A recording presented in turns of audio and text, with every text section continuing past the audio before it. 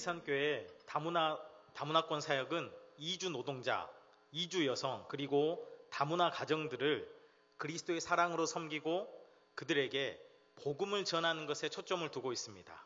오늘 이 예배와 말씀을 통해 다문화 가정, 그리고 이주민 가정과 관련된 하나님 나라에 대한 꿈을 우리 온 성도들이 함께 꾸었으면 합니다.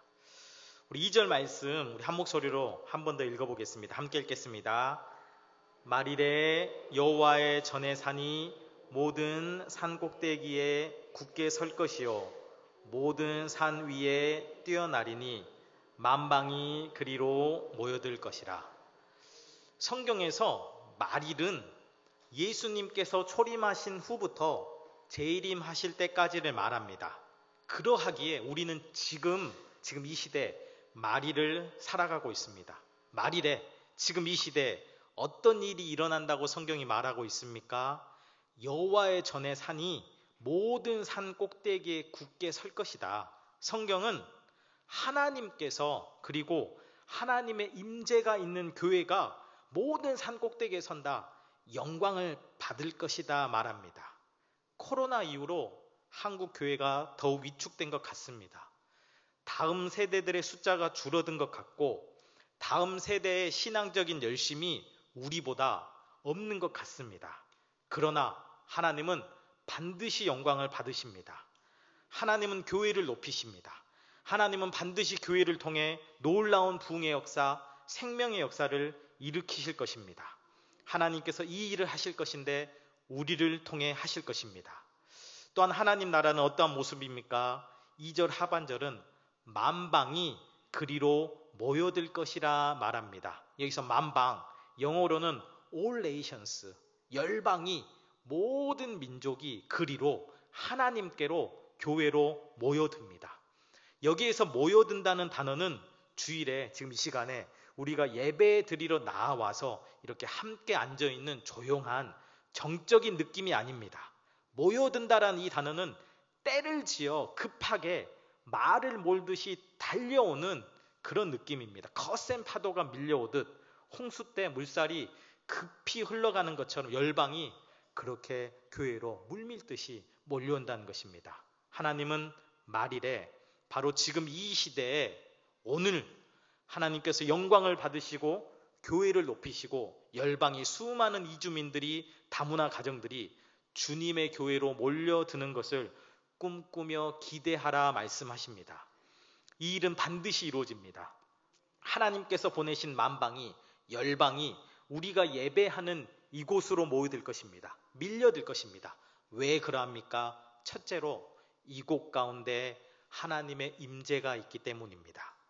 3절은 이렇게 얘기합니다. 3절 상반절인데요. 많은 백성이 가며 이르기를 오라 우리가 여호와의 산에 오르며 야곱의 하나님의 전에 이르자. 많은 백성들이 열방이 많은 다문화 가정들이 이리로 오자, 이리로 가자. 여호와의 산으로 야곱의 전에 이르자. 많은 백성들이 사람들이 모여드는 이유는 여호와의 산에 오르기 위해 하나님의 전에 이르기 위해서입니다. 여기에서 여호와의 산은 하나님의 임재가 있는 산, 여호와의 전은 하나님의 임재가 있는 성전을 말합니다. 정리하면 사람들이 하나님의 임재가 있는 곳으로 몰려든다는 거죠. 하나님의 임재가 어디에 있습니까? 바로 이곳 하나님의 공동체, 우리 계산교회 하나님을 예배하는 여기 바로 이 시간 이곳 가운데 하나님의 임재가 있습니다. 물론 하나님은 무소부재하시죠. 아니 계신 곳이 없으십니다. 모든 곳에 모든 시간에 계시지만 하나님께서 특별한 은혜와 능력과 생명을 부어주시는 시간과 장소가 있습니다. 그곳이 바로 교회이며 그 시간이 바로 이 예배의 시간입니다. 분명 이것으로 열방이 때를 지어 말을 몰듯이 달려옵니다. 왜냐하면 바로 이곳에 이 시간에 하나님의 임재가 있기 때문입니다. 하나님과의 만남이 있고요. 생명의 역사, 치유의 역사, 회복의 역사가 이 자리에 이 시간에 있기 때문입니다. 열방이 이곳으로 모여드는 두 번째 이유는 이곳에 하나님의 말씀이 있기 때문입니다. 3절 중반부터 보면 이렇게 얘기합니다. 그가 그의 길을, 하나님께서 그의 길을 우리에게 가르치실 것이라 우리가 그 길로 행하리라 하리니 이는 율법이 시온에서부터 나올 것이요 여호와의 말씀이 예루살렘에서부터 나올 것임이니라. 바로 이곳 교회에서 바로 이 시간 예배 시간에 하나님의 말씀이 선포됩니다. 하나님의 진리가 이곳 가운데 있기에 열방이 몰려듭니다. 하나님의 진리는 우리로 하나님이 얼마나 좋으신 분인 줄 알게 하고 하나님을 사랑하게 합니다. 또한 하나님의 진리는 우리가 어떤 존재였고 이제 어떤 존재인지를 알게 합니다. 이전에 우리는 죄를 향해 달려가던 존재였습니다. 우리가 아무리 노력하고 수고하고 고상하고 가치로운 삶을 살고자 애써도 우리는 죄인이었습니다. 그런데 예수 안에서 이제 우리는 얼마나 가치로운 존재가 되었습니까? 예수 안에서 우리는 참으로 아름다운 존재가 된지 알게 되고 하나님으로부터 오는 온갖 복락을 누리게 됐습니다.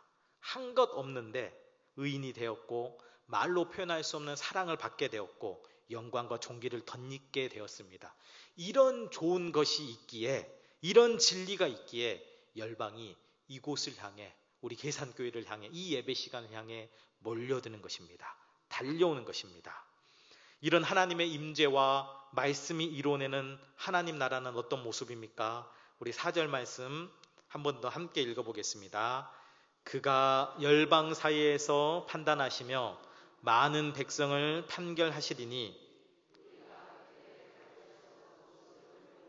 그들의 창을 쳐서 낫을 만들 것이며 이 나라와 저 나라가 다시는 칼을 들고 서로 치지 아니하며 다시는 전쟁을 연습하지 아니하리라.